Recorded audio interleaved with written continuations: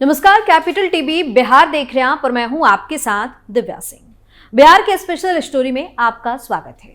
इन दिनों बिहार की राजनीति में भूचाल आया हुआ है, जिसने ठंड के मौसम में भी गर्मी का एहसास करा दिया है।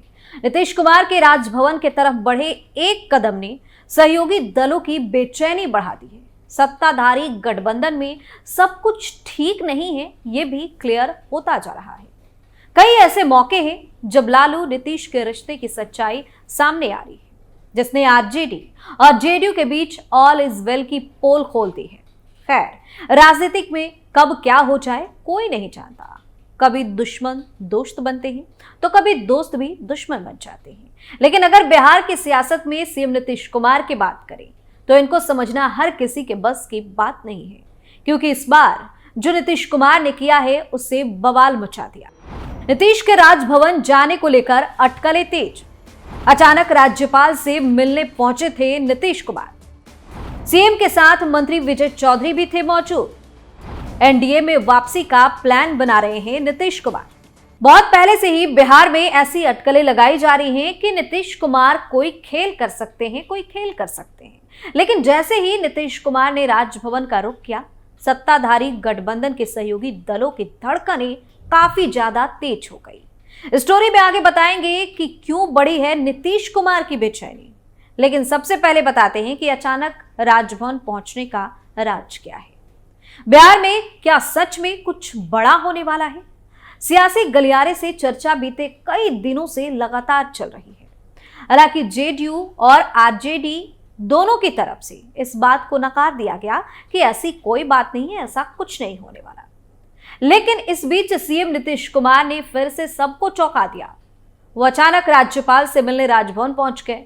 मुख्यमंत्री के साथ नीतीश के करीबी मंत्री विजय चौधरी भी थे, जो संसदीय कार्य मंत्री हैं। बता दें कि एक सरकारी कार्यक्रम के बाद अचानक सीएम नीतीश की राज्यपाल राजेंद्र विश्वनाथ आर्लेकर से मुलाकात को लेकर सियासी अटकलें तेज हो गई है।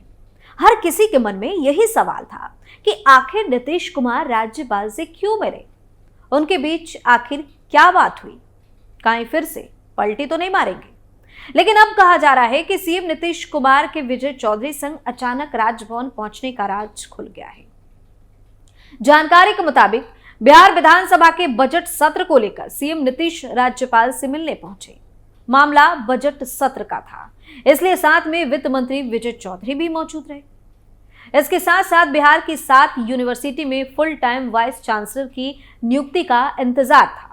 इसे लेकर सर्च कमेटी ने कैंडिडेट्स के नाम फाइनल कर लिए। हालांकि किसे ये जिम्मेदारी मिले, इस पर फाइनल फैसला चांसलर यानी सूबे के राज्यपाल राजेंद्र आर्लेकर को करना था। माना जा रहा है कि सीएम नीतीश विजय चौधरी के साथ राज्यपाल की अचानक मुलाकात के पीछे एक वजह ये भी है। अगले ही दिन यानी आज जो खबर सामने आई उसने भी सबको हैरान कर दिया। दरअसल बिहार की राजधानी पटना अक्सर सुर्खियों में बनी रहती है, कभी राजनीति को लेकर तो कई बार मंत्रालयों और विभागों के आपसी टकराव को लेकर। राजभवन और शिक्षा विभाग के बीच कई बार तकरार की खबरें सामने आ चुकी हैं। वहीं प्रदेश की उच्चतर शिक्षा को लेकर एक बड़ी खबर आज सामने आई।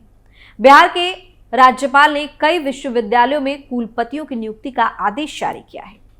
कुलपतियों के साथ ही परीक्षा नियंत्रक और कुल सचिव की नियुक्ति का आदेश भी जारी किया गया है। राजभवन की ओर से जारी आदेश के बाद अब संबंधित विश्वविद्यालयों को नए कुलपति मिल जाएंगे। फिलहाल राज्यपाल और नीतीश कुमार के मुलाकात के एक कयास का परिणाम तो सफल हो गया और सामने दिख रहा है। वहीं इसके साथ साथ सीएम नीतीश की राज्यपाल संग हुई मुलाकात को एक औपचारिक मीटिंग भी माना जा रहा है। बताया जा रहा है कि सूबे में होने वाले विकास कार्यों और योजनाओं की चर्चा भी मुख्यमंत्री ने राज्यपाल से की होगी। हालांकि राजभवन की ओर से सीएम नीतीश और राज्यपाल की मुलाकात को लेकर कोई बयान जारी नहीं किया गया है। मुलाकात के बाद यह भी स्पष्ट नहीं किया गया है कि आखिर राज्यपाल से बिहार के मुख्यमंत्री ने क्या कहा। ऐसे में सीधे तौर पर किसी भी सियासी चर्चा से इनकार भी नहीं किया जा सकता। नीतीश कुमार के अचानक राज्यपाल से राजभवन में मुलाकात को लेकर सियासी अटकलें तेज हो गई। हालांकि जेडीयू और आरजेडी दोनों ने इस मुलाकात को लेकर कोई भी जानकारी से साफ तौर पर इनकार कर दिया। उन्होंने बस यही कहा कि राज्यपाल से मुख्यमंत्री की मुलाकात उनका संवैधानिक दायित्व है।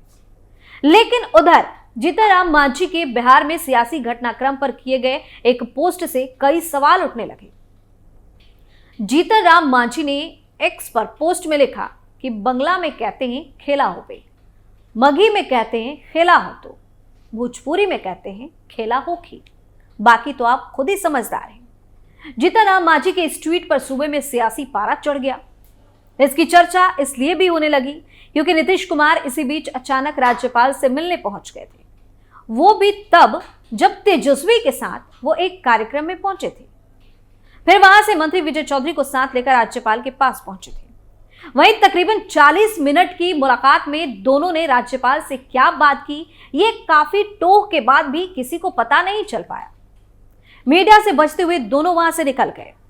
जाहिर है कि बिहार में सियासी उथल पुथल की संभावनाओं के बीच दोनों की मुलाकात शिष्टाचारवश तो नहीं रही होगी। चूंकि दोनों नेता जेडीयू से हैं, इसलिए अटकलें तो लोग अपने अपने हिसाब से लगा ही रहे होंगे। मुलाकात से सस्पेंस इसलिए भी पैदा हो जाता है कि कुछ ही देर पहले नेताजी सुभाष चंद्र बोस की जयंती कार्यक्रम में राज्यपाल और सीएम के अलावा महागठबंधन सरकार के कई मंत्री भी शामिल हुए। आरजेडी नेता और सूबे के डिप्टी सीएम तेजस्वी यादव ने भी कार्यक्रम में शिरकत किया। लेकिन ऐसा क्या हुआ कि सीएम नीतीश अपने डिप्टी सीएम को साथ ले जाने के बजाय अपनी पार्टी के मंत्री को लेकर राज्यपाल से मिलने चले गए। ऐसे में अब सवाल उठना लाजमी है कि नीतीश कुमार ने राज्यपाल से मुलाकात के लिए अपनी पार्टी के नेता और वित्त मंत्री को साथ तो लिया, लेकिन डिप्टी सीएम को साथ लेकर जाने से परहेज क्यों कर दिया। अब देखिए, जानकार मानते हैं कि तेजस्वी का नाम रेलवे में जमीन के बदले नौकरी घोटाले में आया है, यानी कि लैंड फॉर जॉब स्कैम मामले में। इसलिए राज्यपाल से मुलाकात में नीतीश ने उनको किनारे रखने में ही भलाई समझी। नीतीश कुमार एक साथ कई मोर्चों पर लड़ रहे हैं, वे समझ नहीं पा रहे हैं कि उनका किस ओर जाना उचित होगा। यह काफी हद तक सच भी है कि नीतीश की बेचैनी इन दिनों बढ़ी हुई है। इसके कई कारण भी हैं। पहला कारण यह है कि भाजपा के खिलाफ जिस विपक्षी एकता का उन्होंने सपना देखा था, उसे पूरा होने में अब संदेह होने लगा है। एक तो उन्हें संयोजक पद के ऑफर के लिए लंबे समय तक इंतजार करना पड़ा। संयोजक का पद उन्हें ऑफर भी किया गया तो ममता बनर्जी के विरोध की बात भी सार्वजनिक कर दी गई। यही वजह रही कि उन्होंने कांग्रेस के ऑफर को ठुकरा दिया। नीतीश ऐसे दोराहे पर खड़े हैं जहां से उन्हें कोई रास्ता नजर नहीं आ रहा, कोई रास्ता सूझ नहीं रहा। वे खुद दुविधा की स्थिति में कांग्रेस के नेतृत्व वाले इंडी अलायंस का पार्टनर बनकर रहें या फिर अपने पुराने खेमे एनडीए में लौट जाए। वहीं अयोध्या में रामलला की प्राण प्रतिष्ठा पर इंडी अलायंस के नेताओं की नकारात्मक बयानबाजी से जेडीयू ने अब किनारा कर लिया। जेडीयू के राष्ट्रीय प्रवक्ता और मुख्य सलाहकार केसी त्यागी ने तो साफ कह दिया कि इंडी अलायंस के साथी दलों की ओर से जिस तरह की टिप्पणियां आई, उससे सहमत होने का कोई कारण नहीं है। विपक्षी नेता राम मंदिर को बीजेपी की तरफ से निर्मित बताते हैं, यह कहीं से भी उचित नहीं है। त्यागी ने समाजवादी नेता राम मनोहर लोहिया का हवाला देते हुए कहा कि खुद लोहिया जी कहते थे कि भगवान राम की स्वीकार्यता पर किसी को संदेह नहीं होना चाहिए। उन्होंने राम को लेकर काफी कुछ लिखा भी। ऐसे में प्राण प्रतिष्ठा कार्यक्रम का तो विरोध होना ही नहीं चाहिए। वैसे भी राम मंदिर का निर्माण सुप्रीम कोर्ट के आदेश के बाद हुआ है, इसलिए विरोध को उचित नहीं ठहराया जा सकता। वहीं सीट शेयरिंग पर भी अभी पेच फंसा हुआ है। आरजेडी सुप्रीमो लालू यादव कहते हैं कि सीट शेयरिंग में हड़बड़ी की जरूरत नहीं है। जेडीयू के नेता लगातार जल्द सीट शेयरिंग की मांग करते नजर आ रहे हैं। त्यागी भी कह रहे हैं कि बिहार को लेकर इंडिया गठबंधन में अभी तक सीट शेयरिंग का काम नहीं हो सका है। इधर नीतीश कुमार के हाव भाव को देखकर लगता है कि वे अपनी सरकार में सहयोगी आरजेडी से भी काफी खिन्न हैं। लालू तेजस्वी का उनके घर जाना नाराज नीतीश को मनाने के रूप में भी देखा जा रहा है। खैर, जानकारों का तो यही मानना है कि अब बिहार में खेला होकर रहेगा। नीतीश कुमार फिर से अपने फैसले से सबको चौंकाने वाले हैं, क्योंकि उनका अगला कदम एनडीए के तरफ बढ़ने वाला है। बिहार के स्पेशल स्टोरी में फिलहाल के लिए इतना ही। देखते रहिए कैपिटल टीवी बिहार। नमस्कार।